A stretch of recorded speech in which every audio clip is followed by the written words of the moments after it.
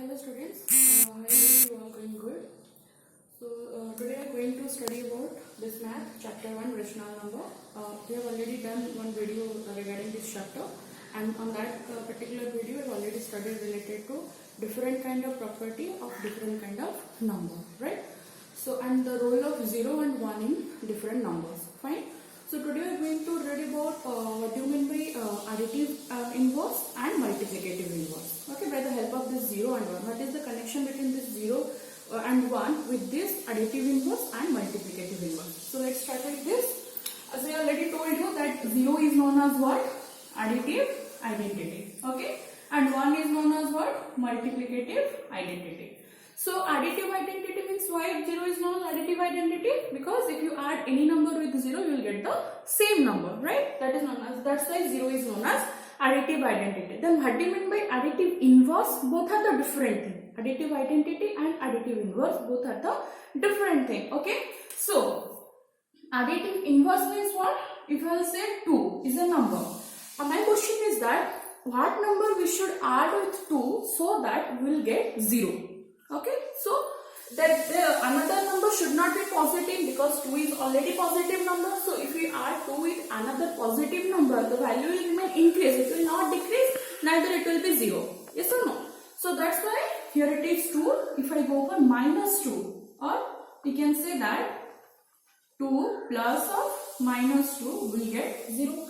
That means 2 is a number. If we add minus 2 with 2, we are getting 0. That's why 2, the additive inverse of 2 is minus 2. In reverse, we can say the additive inverse of minus 2 is plus 2. That is 0.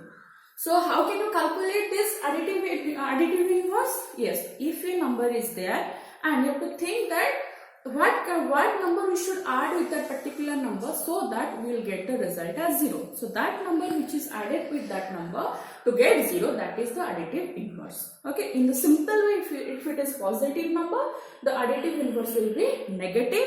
If it is a negative number, the additive inverse will be positive. Very simple. Here it is 2 and minus 2. If you will go for 3, the additive inverse will be minus 3. If I will say minus 15, additive inverse will be plus 15. Like this way. Fine. Now we will go for multiplicative identity. 1 is known as multiplicative identity. Why? Because if we multiply 1 with any number, we will get the same number. Yes or no? So, if I will say that 3 is a number, what multiplicative inverse of this 3? What we can say that? That means with this 3, what number we should multiply to get the result 1? Okay? So if we go for a whole number, like if it is 3 into 4, that is what? 12 only.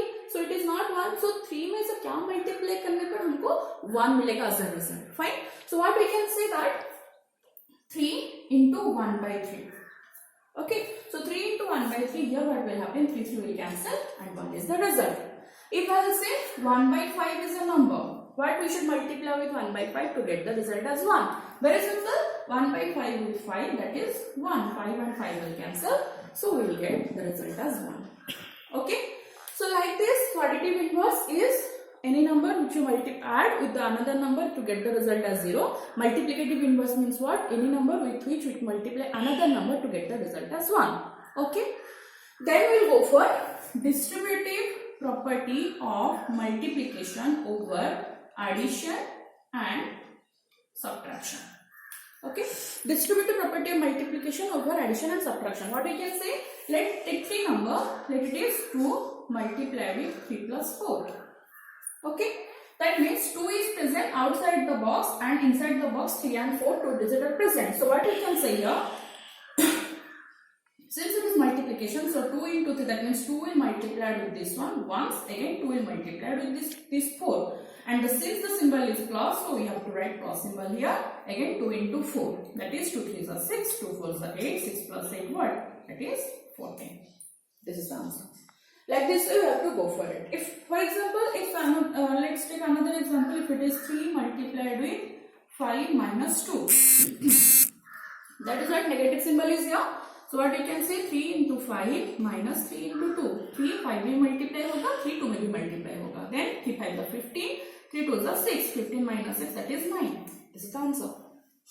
Okay, so this is known as distributive property, distributed of multiplication over addition and subtraction. Okay, this is all about your 1.1 exercise. Okay, I hope there is no problem to do this 1.1 exercise. Now we'll go for the second part. Second part, in this case, what we will study now related to your how to represent a rational number in a number line.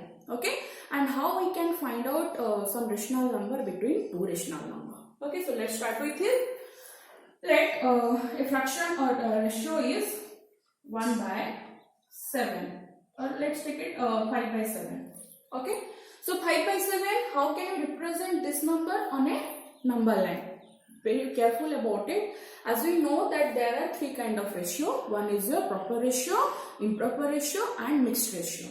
Make sure about it. Okay, so proper ratio value, it will, that is what the numerator value is always smaller than the denominator value, yes or no? Then, so that value, how can you represent on the number line? The proper ratio value, it is always lying between 0 to 1. Always, whatever proper ratio it will be, the value always lie between 0 to 1. So how can you represent on the number line?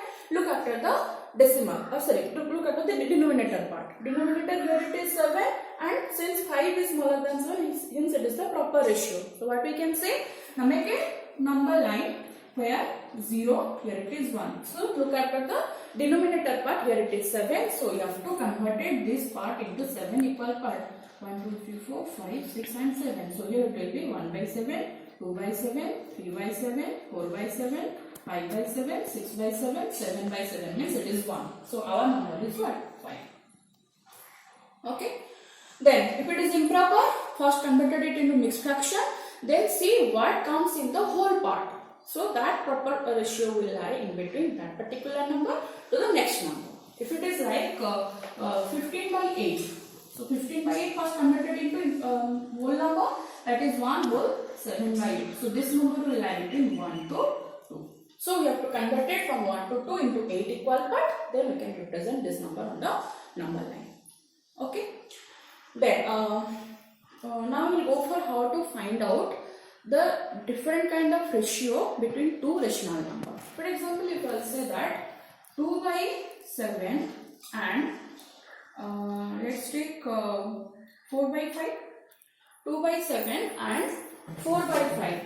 So how many rational number we can calculate between these two rational number? Okay. So what to do first? There are two procedures to find out this rational number between these two rational number. What are the procedure? Let's calculate for this.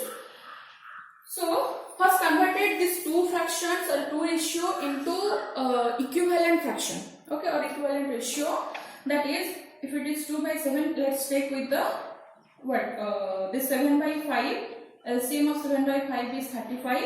So 2 by 7 into 5 by 5, that is 10 by 35, and 4 by 5 into 7 by 7, that is 28 by 35.